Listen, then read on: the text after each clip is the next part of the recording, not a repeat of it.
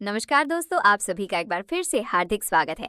पिछले भाग में हमने देखा था कि कैसे जैंग और उसके सीनियर ने मिलकर हमारे यांग काई पर जानलेवा हमलों की बौछार कर दी थी।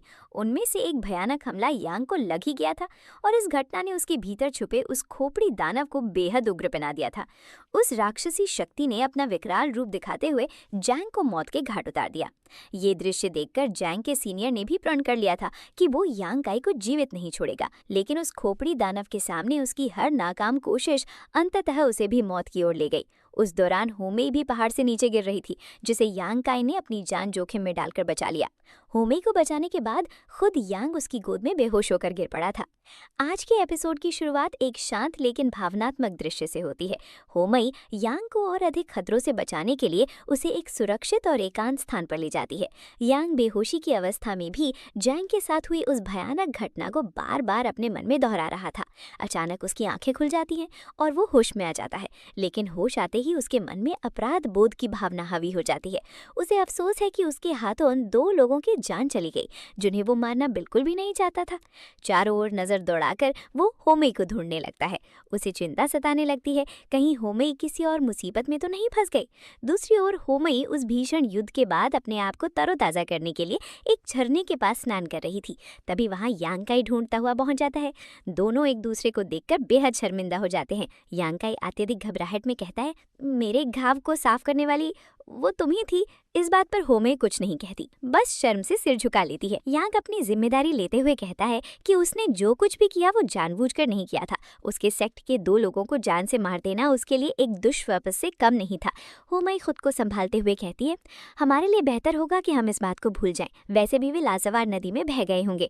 जब तक किसी को इस बारे में पता लगेगा तब तक उनके शव आसपास नहीं होंगे। ये सुनकर यांग को बहुत बुरा लगता है, लेकिन होमेई आगे कहती है, अगर किसी ने मुझसे पूछा भी तो मैं कह दूंगी कि वे दोनों आपस में लड़ते हुए चट्टान से नीचे गिर गए और उन्हें लड़ता देख मैं डरकर वहां से भाग गई। होमेई की इन बातों से यांग समझ जाता है कि वो कितनी चालाकी से झूठ बोल सकती है। उसे ये सोचकर और भी दुख होता है कि अब उसकी वजह से होमेई को ये सारी परेशानियां खुद झेलनी पड़ेंगी। होमेई बताती है, मुझे भी इन सब का हिस्सा बनना अच्छा नहीं लगता, लेकिन उस शक्तिशाली परिवार की बेटी होने के नाते अब ये मामला केवल मेरे सेक्ट का है, इसलिए तुम जितना हो सके इससे दूर रहना। यांग को परेशान देखकर होमेई अपनी दिल की बात कहने लगती है। वो बताती है कि उसे गैंग में शामिल करने का एकमात्र कारण ये था कि वो सुंदर थी और वरिष्ठ की बेटी थी। कुछ लोग तो उसे नफरत करते थे तो कुछ उसे अकेले में डांटते थे। वो हमेशा ऐसे लोगों के बीच रही है जिनका उससे कोई ना कोई स्वार्थ जुड़ा था, लेकिन यांग काई पहला व्यक्ति था जिसने निस्वार्थ भाव से खुद को खतरे में डालकर उसकी रक्षा करने की कोशिश की थी। कहते कहते वो उसके बहुत करीब आ जाती है। बेचारा यांग काई घबराते हुए कहता है, ये तो बस अपने आप हो गया। ये जानकर यांग ने महज जैसे ही उसे बचा लिया, होमेई को बहुत बुरा लगता है। उसकी ये प्रतिक्रिया देखकर यांग और अधिक परेशान हो जाता है कि उसने ऐसा क्या कह दिया।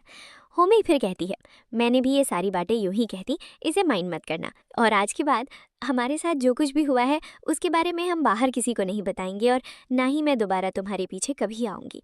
हमारा सफ़र बस यहीं तक था। ये कहकर वो वहाँ से चली जाती है। उसके मन में ये उम्मीद तो ज़रूर होती है कि यांग उसे रोकेगा, लेकिन यांग चाहकर भी उसे नहीं रोक पाता। वो जानता है कि यही उन दोनों के लिए बेहतर है। फिर भी उसे उदास होता जाते देख वो बहुत दुखी होता है। बहुत देर तक मुंह लटकाए घर लौटते हुए उसे अपना झाड़ू दिखाई नहीं देता। उसे लगता है कि कहीं उसके घर में चोर तो नहीं घुस गए। अच्छे से जांच करने के बाद जब उसे पता चलता है कि उसके बिस्तर पर भी सीनियर सिस्टर नहीं है तो वो और अधिक परेशान हो जाता है। तभी पीछे से किसी की आहट सुनकर वो एक जबरदस्त लात चला देता है। ये कोई और नहीं युतियान था, जो यांग को रोकते हुए कहता है, अरे भैया क्या कर रही हो। यांग के पूछने पर कि उसका झाड़ू उनके पास क्या कर रहा है, युतियान कहता है, हमने तुम्हारी मदद कर दी, सारा फर्श साफ कर दिया है, अब बस तुम्हें एक ही काम करना है, जमकर प्रैक्टिस करनी। तुमने हमारे सीनियर ब्रदर सुमो की मदद की थी और जैंगकोंग की अच्छी खासी पिटाई करने के बाद तुम्हें और अधिक मजबूत होने की जरूरत है। इसे हमारी तरफ से एक छोटी सी मदद समझ लेना। यांग उनकी इस दिलदारी के लिए उन्हें बिठाकर पानी पिलाने वाला था, लेकिन वो कहते हैं, हमारे पास बिल्कुल समय नहीं है, हमें भी प्रैक्टिस करनी है। सीनियर ब्रदर सुमो जोर शोर से अभ्यास कर रहे हैं और तुम्हें भी बहुत मेहनत करनी होगी। ये कहकर वो सभी वहाँ से चले जाते हैं। अब यांग समझ जाता है कि उसके पास केवल मेहनत करने का समय है। वो तुरंत उसी ड्रैगन वैली की ओर चल पड़ता है, जहाँ अत्यधिक मात्रा में यांग ऊर्जा है। उसने फैसला कर लिया है कि वो अपने दोस्तों की इस मदद के बदले इस समय का भरपूर उपयोग करेगा और अपनी कल्टीवेशन को नई ऊंचाइयों पर ले जाएगा।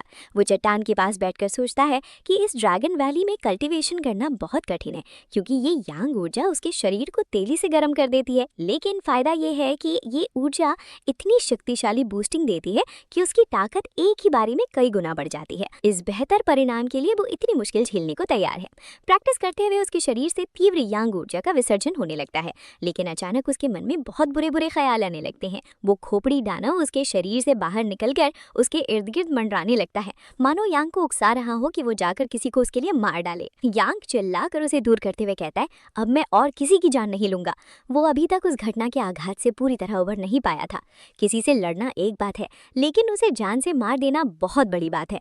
यांग उन लोगों में से है जो कभी किसी को जानबूझकर चोट नहीं पहुंचाएगा, जब तक कि सामने वाला उसे अत्यधिक मजबूर न कर दे। लेकिन इतना करने के बाद भी वो किसी को जान लेने के बारे में सोच भी नहीं सकता।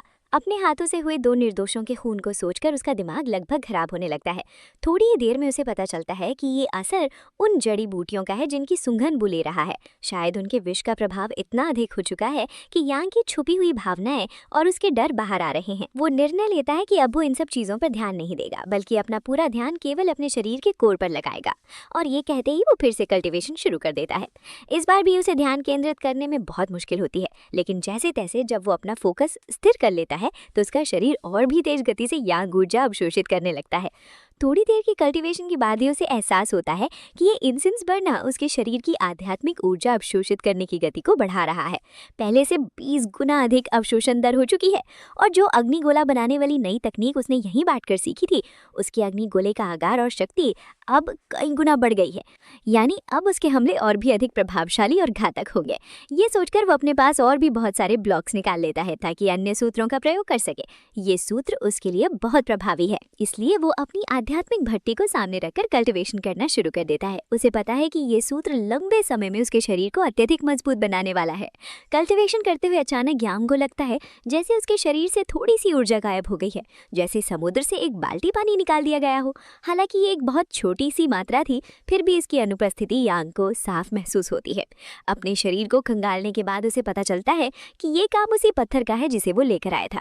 उस पत्थर की शक्ति को अवशोषित करने के बाद उसे समझ में आता है कि ये तो एक पेड़ का बीज है जो अब उसकी थोड़ी सी ऊर्जा अवशोषित करने के बाद एक पौधा बनने को तैयार है। यांग इस बीज को देखकर समझ आता है कि इससे एक बहुत शक्तिशाली यांग फल उत्पन्न होगा, जिसे खाने के बाद शायद उसकी कल्टीवेशन पहले से भी अधिक सुधर जाए। इसलिए वो एक गड्ढा खोदकर उस बीज को वहां दफना देता है ताकि उसमें से पेड़ निकल आए।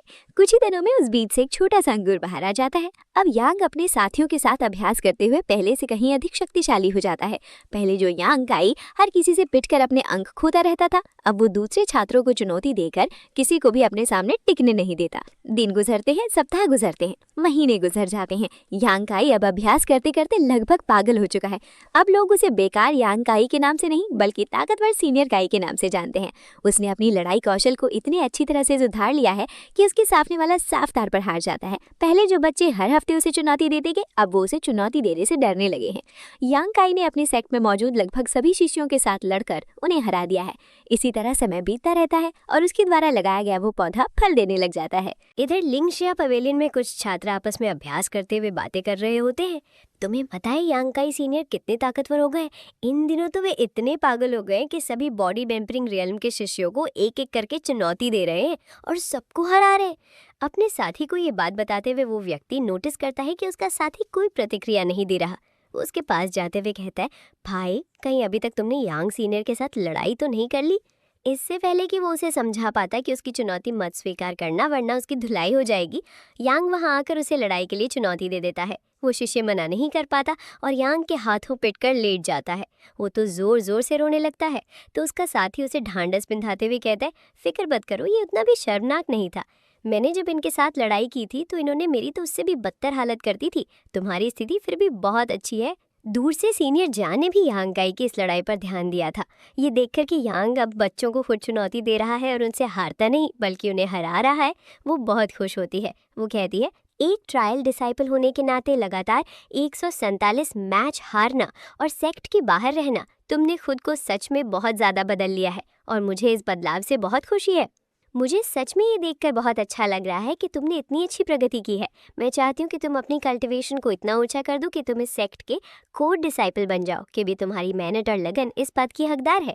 उसकी बातों से ऐसा लग रहा था जैसे वो सच में चाहती है कि यांग बहुत शक्तिशाली बन जाए।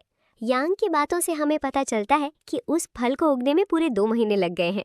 वो कहता है कि अब इसे खाकर देखना होगा कि क्या इस फल में अत्यधिक स्तर की तरल यांग ऊर्जा मौजूद है या नहीं। ये सोचते ही वो फल खा चुका था। यांग काई अब बॉडी टेम्परिंग रियल्म के 8वें स्तर तक पहुंच चुका है। बस एक कल्टीवेशन और वो ऊपर ब्रेक थ्रू कर लेगा। इस फल को खाते हुए वो अपनी कल्टीवेशन जारी रखता है। इस फल के कारण उसके शरीर में यांग ऊर्जा का तरल पदार्थ बहुत अधिक भर गया था, जिससे उसकी मेरिडियन साफ साफ दिखाई दे रही थी। जब यांग ऊर्जा पूरी तरह से सक्रिय होती है तो आप समझ सकते हैं कि यांग के रगों में मानो आग दौड़ रही हो, जिससे उसे बहुत पीड़ा हो रही थी। लेकिन इस अविश्वसनीय दर्द को सहन करते हुए भी वो अपनी कल्टीवेशन नहीं रोकता, बल्कि उसे और उच्च स्तर पर बढ़ा देता है। अब तो उसे लगने लगता है जैसे किसी ने उसके शरीर को उठाकर लावा की नदी में फेंक दिया हो। फिर वो अपने शरीर से अत्यधिक मात्रा में ऊर्जा का विसर्जन करते हुए ये साबित कर देता है कि उसने 9वें स्तर की कल्टीवेशन को पार कर लिया है। अब उसके शरीर की ऊर्जा के कारण वहाँ मौजूद सारे फूल पत्तियां हवा में उड़कर बिखर गए। उसकी आभा का प्रभाव भी बढ़ गया था। कल्टीवेशन और ब्रेक थ्रू करने के बाद हमारा यांग काई बहुत खुश था, लेकिन उसे इस बात का दुख होता है कि उसकी इस अग्नि विसर्जन के बाद उसे अपने शरीर में वो यांग द्रव महसूस नहीं हो रहा। क्या उसके शरीर ने पूरी तरह से उस यांग द्रव को अवशोषित कर लिया है? इसका मतलब ये है कि इस प्रकार के यांग खजाने प्राप्त करने के लिए उसे दोबारा बाजार जाना होगा। पर वो ये सोचकर ही परेशान हो जाता है कि उसके पास तो पैसे ही नहीं है। तभी उसके दिमाग में एक विचार कौंधता है और वो कहते हैं, मैं तो खजाने तो प्राप्त नहीं कर सकता, लेकिन उन पत्थरों को जिन्होंने पहले से ऊर्जा अवशोषित कर ली होगी, उनके बीजों को तो वो फेंक ही देते होंगे, क्योंकि उनके लिए वो बेकार होते हैं। तो मैं जाकर उन बीजों के बारे में पता करूंगा। इसके अगले ही दृश्य में हम उसे बाजार में देखते हैं, जहां वो उसी दुकानदार से पूछ रहा है कि क्या उसके पास शांग यांग नाम के फल के बीज मिलेंगे। दुकानदार कहता है, शानयांग फल के बीज बहुत सामान्य हैं, इसलिए बहुत सारे मिल सकते थे, लेकिन फिलहाल उसके पास केवल एक ही है। यांग के पूछने पर कि बाकी सारे कहाँ गए, वो कहता है, हमारे ब्लडी गैंग के कुछ ब्रदर्स माइनिंग एरिया में गए हैं, उन्होंने वहीं से ले लिए। वैसे तो हमारे कोर डिसाइपल्स को भी माइनिंग एरिया में जाने की अनुमति नहीं है, लेकिन फिर भी न जाने क्यों में बहुत आसानी से चले जाते हैं। तो अब तुम यही समझ लो कि हमारे डिसाइपल्स को जाना मना है, तो तुम तो एक बाहरी व्यक्ति हो, तुम्हें हम कैसे जाने देंगे। यांग पूछता है कि वो माइनिंग एरिया कब खुलेगा और वहाँ गए हुए लोग कब लौटेंगे। दुकानदार बताता है, मेरे अंदाजे से तो 1-2 महीने लगेंगे। यांग दुकानदार से अनुरोध करता है, क्या आप मुझे एक बार उस माइनिंग एरिया में जाने दे सकते हैं? मुझे बस वे बीज चाहिए और कुछ नहीं। वैसे वो बीज बेकार होते हैं, लेकिन मैं उनके लिए पैसे दूंगा। यांग की बातें सुनकर दुकानदार अफसोस जताते हुए कहता है, ब्रदर, मैं इसमें तुम्हारी कोई मदद नहीं कर सकता, क्योंकि मैं सिर्फ एक गैंग मेंबर हूँ, वहाँ का लीडर नहीं। लेकिन हाँ, अगर इन सब में कोई तुम्हारी मदद कर सकता है तो वो वही महिला है जिसके साथ तुम पिछली बार आई थे। माइनिंग एरिया में उसकी बहुत चलती है, तो तुम उन्हें अपने साथ ले जा सकते हो। होमई का नाम सुनते ही यांग का पसीना छूट जाता है। वो दुकानदार से कहता है, मेरे और उसके संबंध अच्छे नहीं है, तो वो मेरी मदद क्यों करेगी। दुकानदार ये सुनकर जोर जोर से हंसता है और कहता है, भले ही तुम्हारी बात सच हो, लेकिन तुम्हारी किस्मत इतनी अच्छी है कि उस महिला का घर हमारी दुकान के ठीक सामने है। अब होमई का घर को देखने के बाद यांग काई बस यही सोच रहा है, पिछली बार जैसा मैंने उसके साथ व्यवहार किया, उसे भगा दिया, मुझे नहीं लगता कि वो दोबारा मुझे देखने को भी तैयार होगी। ऐसे में अगर मैं सामने से मदद मांगने गया तो वो यही सोचेगी ना कि मैं कितना स्वार्थी इंसान हूँ जो उसका फायदा उठाना चाहता हूँ। इन्हीं सब सवालों के जाल में उलझा यांग अपना दिमाग दड़ा रहा है और इसी उलझन के साथ हमारा ये एपिसोड समाप्त होता है। अब अगले एपिसोड में हम देखेंगे कि यांग काई होमई से मदद मांगता है या नहीं, और अगर वो मदद मांगता है तो क्या होमई उसकी मदद करेगी। वैसे अगर आपको जवाब पता है तो कमेंट करके बता सकते हैं।